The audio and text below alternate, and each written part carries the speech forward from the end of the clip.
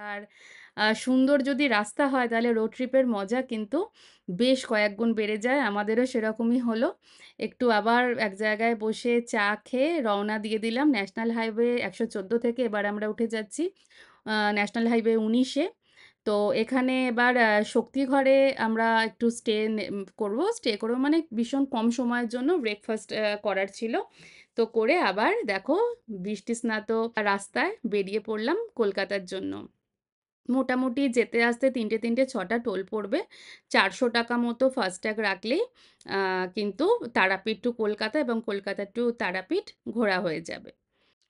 জানো তো তারাপীঠে এখন ভিআইপি টিকিট থাকলেও বেশ লম্বা লাইন দিতে হয়।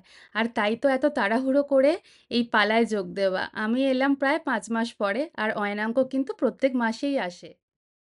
চলো আমরা এবার মা গঙ্গা, মা দক্ষিণেশ্বর সামনেই আছে। তো সবাইকে প্রণাম করে রুবালকে উল্টোডাঙায় নামিয়ে আবার সন্ধেবেলা চলে এলাম আমার বন্ধু, বন্ধু মানে স্কুলের বন্ধু, চাইল্ডহুড ফ্রেন্ড নবনীতার শ্বশুরবাড়ি। এটি হলো লেট স্যার যদুনাথ দত্তের বাড়ি, যেখানে কিনা বিশাল বড় রথের পুজো হয়। জগন্নাথের দেবের পুজো হয়, রথের মেলা হয়।